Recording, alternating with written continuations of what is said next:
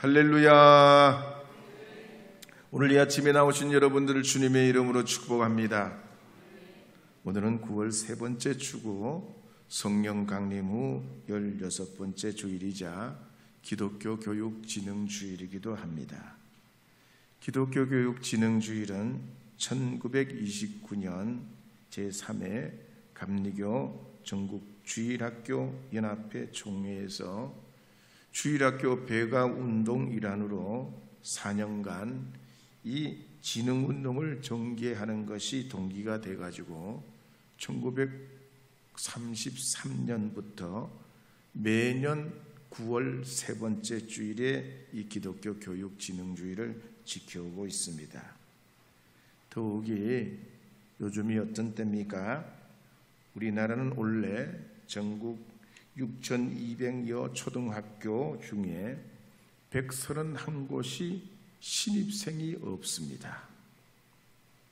입학식을 못했습니다. 신입생이 없으니까요. 또 125개 학교에서는 신입생이 단 한 명밖에 없어요. 단 한 명. 영국의 옥스퍼드 대학교 데이비드 콜먼은 말하기를 인구 변화 예측을 통해서 보면 앞으로 300년 뒤에 지구에서 사라질 첫 번째 나라가 대한민국이라고 그랬습니다.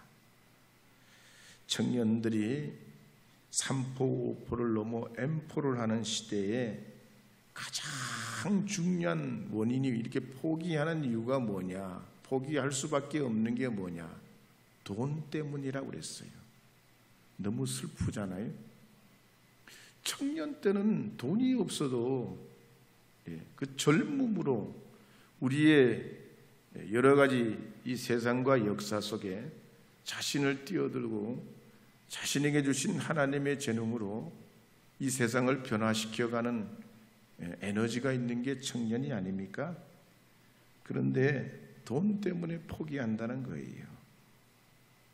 생명 가치보다 물질을 우선하는 경향으로 이제 빠지고 있습니다. 여성들은 출산과 양육보다 사회활동을 더 중요하다고 생각하는 또 반면에 어쩌면 출산과 양육이 시간 낭비고 인생 낭비라고 여깁니다. 혼자 사는 것을 긍정적으로 생각하는 풍조가 생겨나서 편안하게 살자, 즐기며 살자, 수입은 2배, 자녀는 노, 이렇게 쾌락주의 사조에 빠지는 것이 오늘 우리 한국의 사회적 현실입니다. 그러나 우리 기독교는 하나님 말씀대로 살아서 하나님의 복을 받고 믿음의 가문을 이루는 것이 은총이요 행복인 줄 믿고 고백하고 선포하는 이 기독교 교육 진흥주일이 되어야 할 줄로 믿습니다. 예수를 나의 구주 삼고 찬송가 228장 1절 부르고 간주하고 2절만 부르겠습니다. 예수를 나의 구주 삼고.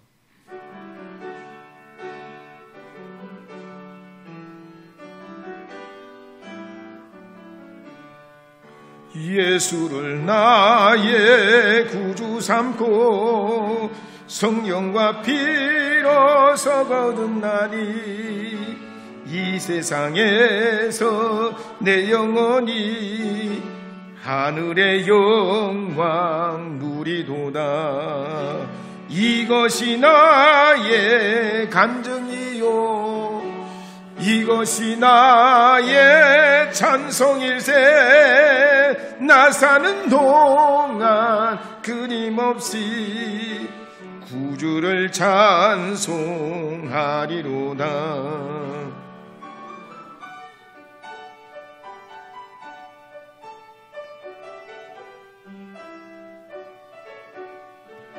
온전히 주께 맡긴 내요 사랑의 음성을 듣는 중에 천사들 왕래하는 것과 하늘의 영광 보리로다.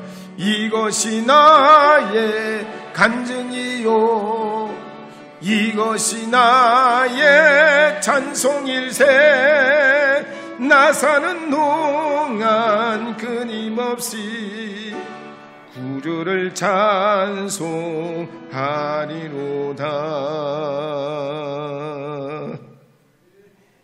이제 마태복음 18장 21절에서 22절 말씀, 마태복음 18장 21절 22절 말씀 읽어보겠습니다. 그때에 베드로가 나와 이르되 주여, 형제가 내게 죄를 범하면 몇 번이나 용서하여 주리이까? 7번까지 하오리이까?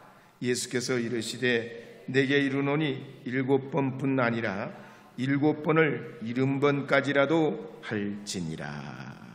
아멘. 사람은 누구나 의미 있는 삶을 살고 싶어 합니다. 허송세월을 보내거나 평생토록 드라마를 보고 게임에 묻혀 사는 인생을 원치 않습니다. 주인공이 되고 싶어 하고 중요한 존재가 되고 싶어 합니다. 그런데 예수님께서는 가난한 집에서 태어나셨습니다. 목수일로 시간을 보내시다가 고향마을 근처에서 사역을 시작하셨습니다. 그리고 멀리 떠나지도 아니하시고 큰 도시로 나가시지도 않으셨습니다. 대학을 다니신 적도 없고 공직에 나가신 일도 없습니다. 요즘으로 말하자면 페이스북이나 인스타그램에 친구나 팔로워를 두고 그렇게 하시질 않으셨어요. 유튜브 채널도 없으시고 트위터나 팟캐스트 같은 그런 일도 하지 않으셨습니다. 그런데 예수님의 영향력은 어떻게 이렇게 크게 나타난 것일까요? 그것은 성경을 통해서 우리가 볼 때 조건 없는 사랑과 조건 없는 용서를 실천하셨기 때문입니다. 그래서 이사야서 1장 18절에 보면 이렇게 기록하는 말씀이 있습니다. 함께 읽겠습니다. 여호와께서 말씀하시되 오라, 우리가 서로 변론하자. 너희의 죄가 주홍 같을지라도 눈과 같이 희어질 것이요 진홍같이 붉을지라도 양털같이 희게 되리라. 아멘. 요한복음 3장 16절 17절도 읽어보겠습니다. 하나님이 세상을 이처럼 사랑하사 독생자를 주셨으니 이는 그를 믿는 자마다 멸망하지 않고 영생을 얻게 하려 하심이라. 하나님이 그 아들을 세상에 보내신 것은 세상을 심판하려 하심이 아니요 그로 말미암아 세상이 구원을 받게 하려 하심이라. 아멘. 어떤 신혼부부가 첫 보금자리로 15평 남짓 되는 월세에 들어가 살게 됐습니다. 근데 벽이 종이짝같이 얇아가지고 밤만 되면 옆집에 개 짖는 소리 때문에 잠을 잘 수가 없었습니다.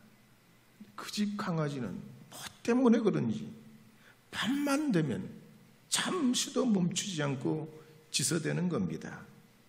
아주 피가 거꾸로 솟는 것 같더래요. 그래서 그렇게 하여튼 개가 자꾸 짖고 그래가지고 이웃집에 말도 해봤답니다. 근데 그때뿐이고 소용이 없다는 거예요. 그래서 결국 가족 모임에서 이야기를 꺼냈습니다. 자초지정을 얘기했어요. 그랬더니 가족 중에 한 사람이 야, 너도 똑같이 그 사람에게 해봐 그러더래요. 그래서 그 가족들이 얘기한 대로 진짜 한밤중에 개가 짖어댈 때 이웃집에 전화를 걸었습니다. 이웃 사람이 잠이 반쯤 깬 상태로 여보세요. 그때 이 순간을 놓치지 않고 전화기에다 대고 막 전화기에 그렇게 개 짖는 소리를 힘껏 아주 짖어댔더니 10년 묵은 체정이 막 확 내려가더랍니다. 이 이런 방법은 모세의 법입니다. 동해버섯 복수법 혹은 동태복수법, 영어로는 탈리온법이라고. 받은 대로 갚아주는 거예요. 근데 예수님의 법은 그렇지 않죠. 오른뺨을 때리면 왼뺨도 돌려대는 겁니다. 여러분, 두 분이 한번 마주 봐보세요. 두 분씩 짝을 지을 수 있으면 한번 마주 봐보세요. 안녕하세요. 먼저 인사드려요. 안녕하세요. 반갑습니다. 피자 초면이지만 한번 쳐다보겠습니다. 네. 보세요. 여러분, 오른손잡이가 오른손으로 뺨을 치면 상대방의 어느 쪽이 맞을까요? 오른쪽이 맞을까요? 왼쪽을 맞을까요? 왼쪽을 맞아요. 그런데 대부분이 오른손잡이잖아요. 동양이나 서양이 대부분 오른손잡이가 많아요. 그러면 오른뺨을 맞거든 왼뺨도 돌려달라는 말인데, 오른손잡이가 어떻게 오른쪽 뺨을 때립니까? 어떻게 때릴 수 있어요? 손바닥으로 때리면 안 돼요. 손등으로 때리면 오른손잡이라도 오른뺨을 때릴 수 있어요. 이 유대인들의 이 관습상 손바닥이 아니고 손등으로 이 뺨을 맞는 데는 굉장한 수치고 가장 모욕적인 그런 행동이라는 거예요. 근데 오른뺨을 맞으면 왼뺨도 돌려대라고요? 이거 이렇게 가능한 건가요? 그냥 뺨때기를 맞아도 보통 일이 아닌데, 이렇게만 해서 손등으로 자기 뺨을 맞고 수치스러운 아주 치욕적인 일을 당했는데 왼뺨도 돌려대라고요? 이건 십자가 사랑이 아니고는 목숨 버려 나는 죽고 남은 살리는 이 예수님 사랑 아니면 감당할 수 없는 일입니다. 2006년도 10월에 미국 펜실베니아주 니켈 마인즈에 있는 아미시 공동체에 학교에 총을 든 남자가 인질극을 벌이게 되죠. 그 학교에는 7살에서 13살 다니는 아이들이 한 교실에서 10명이 공부하고 있었습니다. 근데 그날 그 사건으로 5명이 총에 맞아 죽습니다. 그리고 총선 남자야. 그 남자는 그 자리에서 자살을 해버려요. 그때 그 10명의 아이 중에 고학년 애들은 나를 쏘라고, 우리 애들을 냅두고 나를 쏘라고 그 10명 중에 그 중에 그랬던 애들은 총을 맞아 죽었고, 또 그 아미시 공동체 부모들은 얼마 후에 살해범을 찾아가가지고 살해범 가족을 찾아가가지고 조의를 표하고 범인들 그 가족들을 모두 용서한다고 그랬습니다. 너무나 기가 막히고 놀라운 일이에요. 그래서 미국 전역에 대해서 특별히 됩니다. 4년 후에 이 일을 두고 미국의 새 학자가 어떻게 이럴 수 있냐 책을 냈습니다. 이게 어떻게 가능하냐 분석하고 연구를 해서 책을 냈는데 3명 다 일치한 견해가 뭐냐면, 미국 사람들은 자기 권리의식이 강하고 자기 행복과 이익과 어떤 욕구가 먼저라고 믿기 때문에 일반 사람들은 도저히 이룰 수 없다는 겁니다. 아미시 공동체 사람들만이 특별하게 이룰 수 있었다는 겁니다. 그런데 그들이 어떻게 사냐? 진짜 공동체로 살았던 거죠.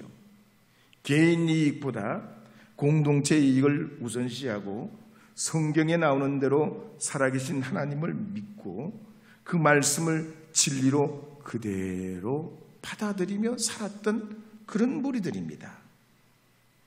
오늘 우리 기독교가 왜 세상에서 설득력을 잃어가고 있습니까? 기독교 하면 왜 세상 사람들이 고개를 내젓고 외면을 하려고 합니까?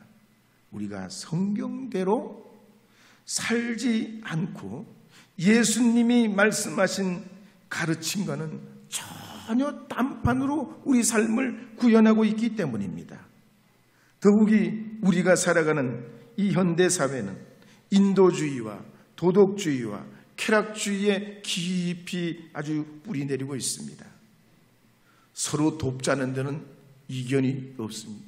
인정과 종교와 국적을 초월해서 어려움 당한 사람들을 위해 돕자는데 거기에 반대하는 사람이 있냐고요. 인도주의에 우리는 깊이 뿌리 내리고 있어요. 또 다른 하나는 정치, 사회, 문화, 교육에 대해서 사람의 도리를 지켜야 한다고 보는 것이 도덕주의입니다. 마지막으로 세 번째 쾌락주의. 우리가 왜 사냐? 행복을 위해 산다는 거예요. 자기 행복을 위해서 결혼도 하고 직업도 갖고 돈도 벌고 생활도 영위하는 이 쾌락주의의 깊은 뿌리를 내리고 있습니다. 그러면서 누가 먼저냐는 거예요. 네가 먼저냐 내가 먼저냐.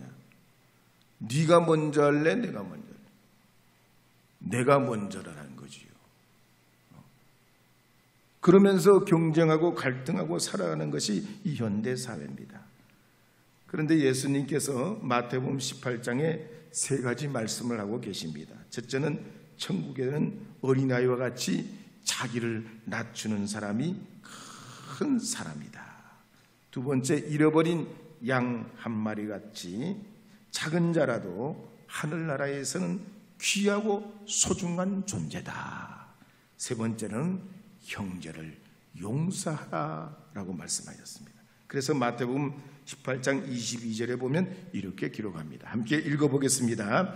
예수께서 이르시되 내게 이르노니 7번뿐 아니라 7번을 70번까지라도 할지니라. 주전 500년경부터 1000년 동안 이어져 내려오던 유대계의 구전을 집성해가지고 10년 동안 2000여 학자들이 만들어낸 게 탈무드입니다.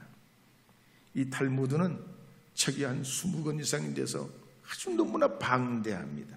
어쨌든 이 탈무드 안에는 형제가 죄를 범하면 3번까지 용서하라는 말이 나옵니다. 유대교의 관습으로 볼 때 3번을 용서하면 굉장히 아량이 있는 사람입니다. 그런데 오늘 이 본문에 보면 베드로가 예수님께 예수님, 형제에게 제가 몇 번을 용서해야 합니까? 7번까지 용서해야 합니까? 그럽니다. 정말 베드로 딴에는 큰 마음 무거운 겁니다. 탈무드에는 3번까지 용서하라는데 이 베드로는 몇 번요? 7번까지 용서한다고 그랬으니 예수님에게 얼마나 큰 그릇입니까? 그런데 예수님께서 7번뿐 아니라 몇 번요? 7번에 70번까지라도 용서하라 그러셨습니다. 왜냐하면 이 용서는 하나님과 우리 사이의 관계를 온전하게 회복시켜주고 사회와 가정과 우리의 나라와 민족을 화해할 수 있게 하는 영적 원리가 되기 때문입니다. 그래서 17세기 영국 철학자 베이컨을 말하기는 사람은 원수에게 복수할 때 똑같은 사람이 된다. 그러나 용서할 때 원수보다 더 위에 있는 사람이 된다.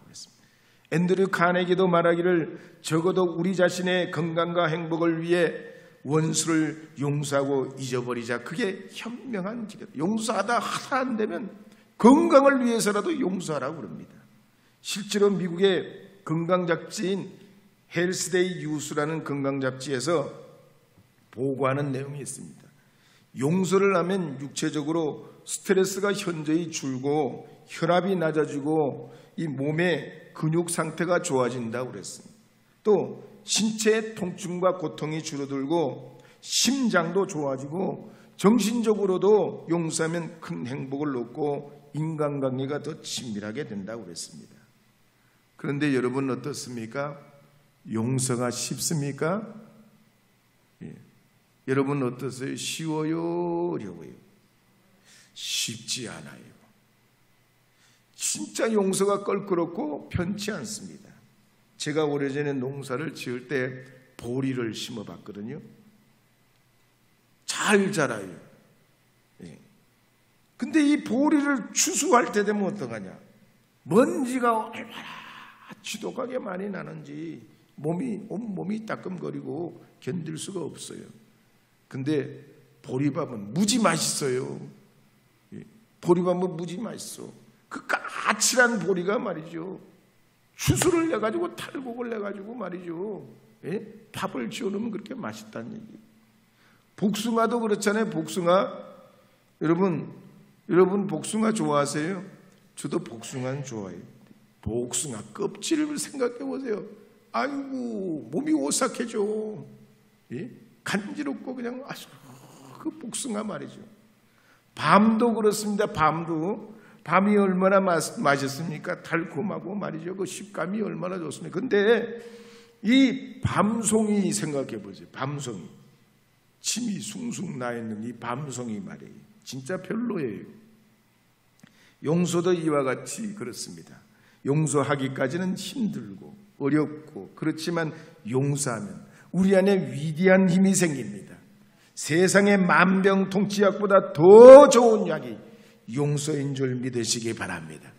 그래서 잠언 19장 11절에 보면 이렇게 기록하는 말씀이 있습니다. 함께 읽어보겠습니다.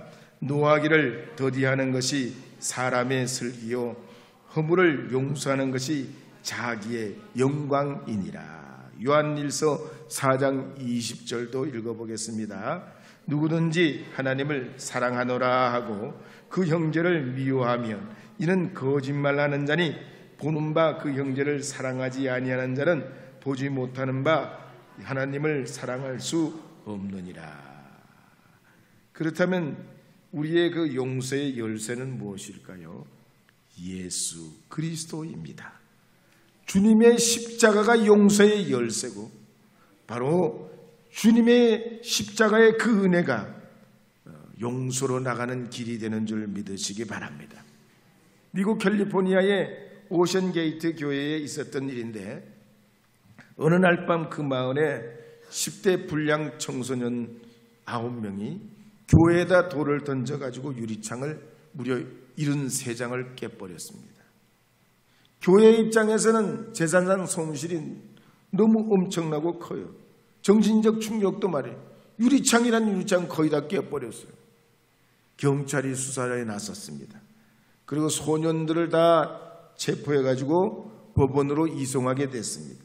근데 그때 오션게이트 교회의 월스 목사님이 법원에다 탄원을 냅니다. 아직 그 아이들이 나이가 어리니까 모르고 한 거니까 용서해 주세요. 그 아이들이 그렇게 된 건 우리 교회의 책임도 있습니다. 우리가 그 아이들을 평소에 잘 돌봤어야 되는데 관심을 못 기울여가지고 그 아이들이 그런 짓을 냈으니 용서해 주세요. 그래서 이 애들이 석방이 돼버렸어요.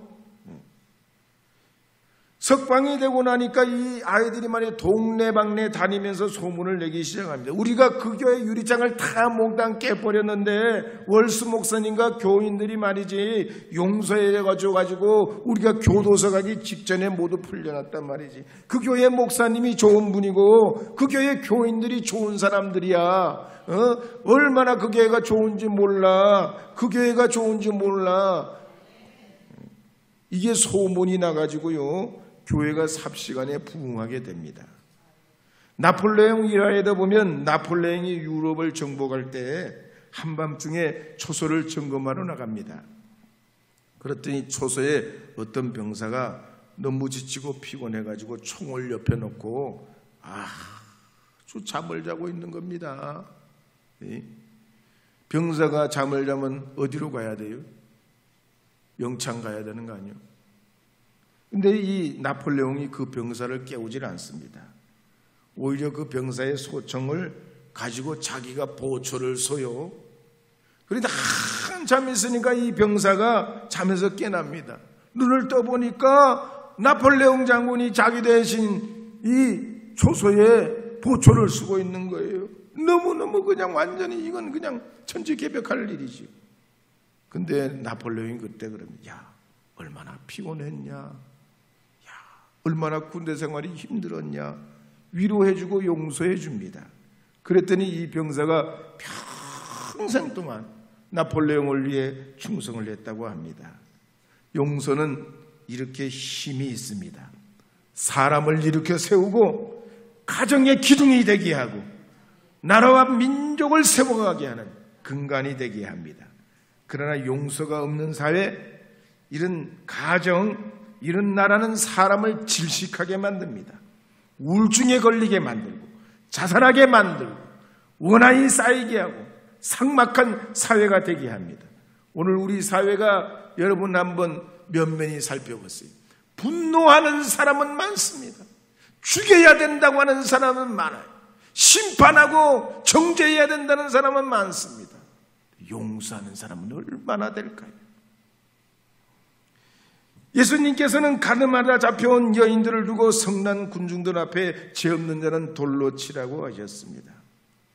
여러분, 우리 기독교의 가장 강력한 예수님의 그 사랑과 또 다른 이면은 용서고, 저와 여러분이 구원 얻고 하나님의 자녀 백성 된 것도 주님의 용납과 용서 때문인 줄 믿으시기 바랍니다.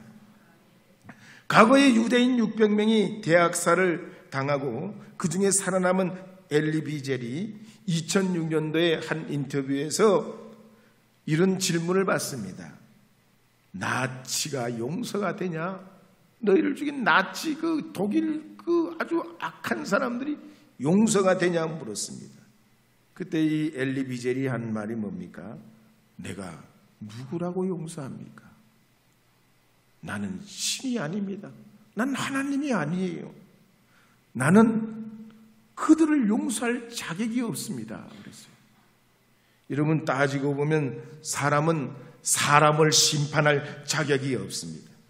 근데 우리 사회가 분노를 터뜨리고 무슨 조그만한 일이 있으면 정치, 경제, 사회, 교육 모든 분야가 벌떼처럼 들끓고 일어나요. 왜 그렇습니까?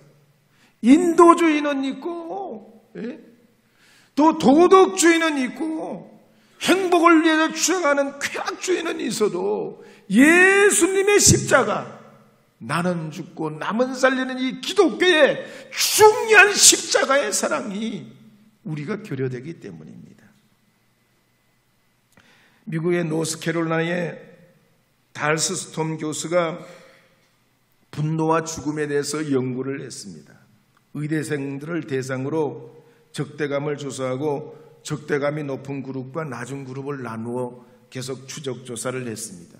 그런데 25년 후에 학교를 졸업한 의사들이 환자를 치료하고 그랬는데 그 의과대학생 시절에 적대감이 높았던 의사들은 50대가 돼도 의사지만 사망한 사람이 그렇지 않은 사람보다 7배나 많았다고 합니다.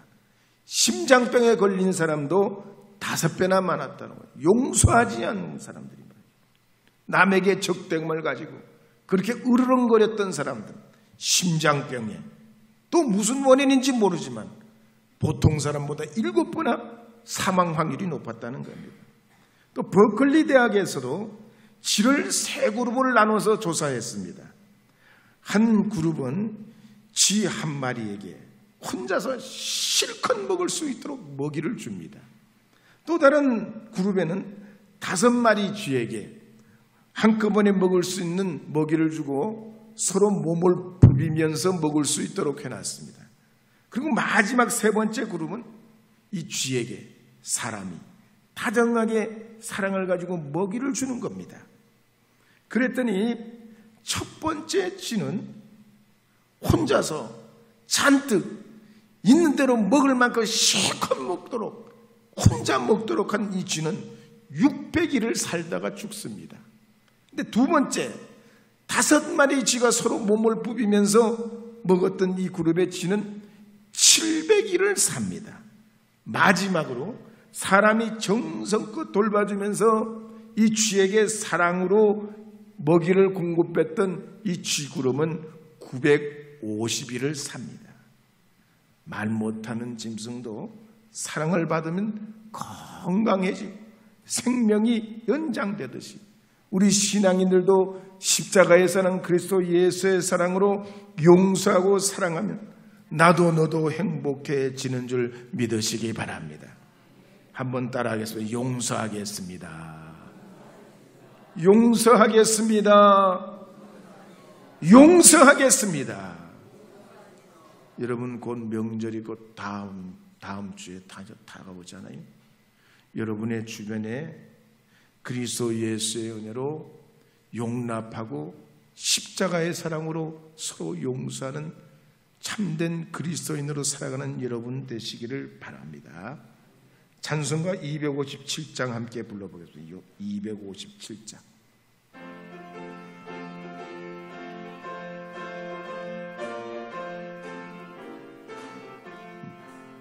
마음에 가득한 의심을 깨치고 지극히 화평한 마음으로 찬송을 부르며 어린 양 예수의 그 피로 속죄함 얻었네. 속죄함 주 예수 내 죄를 속했네. 할렐루야 소리를 합하여 함께 찬송하세. 그 피로 속죄함 얻었네.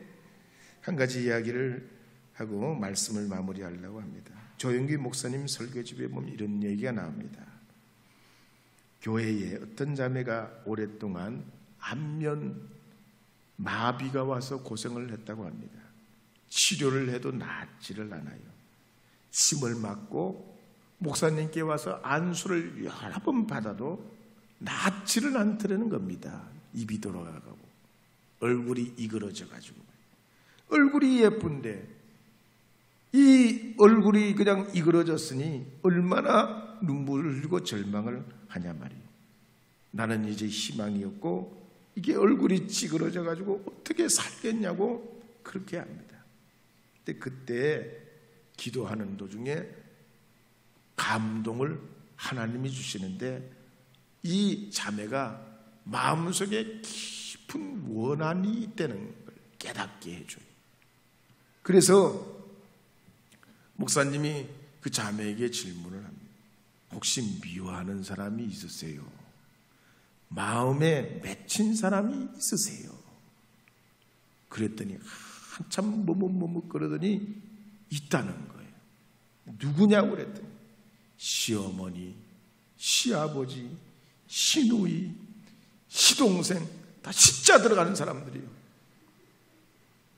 왜냐하면 시집 온 날부터 함께 살았는데 자기를 아주 가정부로 알고 이른 아침부터 늦은 저녁 때까지 온갖 집안일을 다 하고 심부름을 시키고 그래도 고맙다는 표현은 하나 없고 시어머니는 일일이 간섭하고 시누이 시동생들은 그냥 일을 만들어내고 그게 하루하루가 고역이고 그래가지고 나중에 독립해서 사는데도 그게 그냥 십자들은 사람들이 잊혀지질 않고 그냥 마음에 응어리가 져 있다는 얘기. 그게 화병이 돼가지고 안면마비가 결국 왔다는 얘기입니다. 사랑하는 여러분, 오늘 우리가 삶을 살아가면서 얼마나 우리가 여러 가지 많은 사람들 가운데 얽히고 설킨 게 없지 않을 수가 있겠습니까? 그러나 우리는 십자가의 그 사랑으로 주님 앞에 값없는 은총을 받은 주님의 자녀들입니다. 여러분들께서 주의 이름으로 형제를 용납하고 가족들을 사랑하고 이웃을 여러분 환대하신다면 여러분 삶 속에 이게 원인이 뭘까? 왜 이렇게 내가 편치 않고 행복하지 않을까? 나는 이게 먹어도 왜 약발이 안 받을까? 왜 낫지를 않을까? 이런 여러 가지 일들 중에 십자가의 사랑, 용서의 은혜가 여러분을 회복하게 하고 건강하게 하고 아름답게 하고 복되게 하실 줄로 믿고 이 한 주간 동안도 주님 안에서 평화하면서 은혜롭게 살아가시는 하나님의 자녀들 다 되시기를 바랍니다.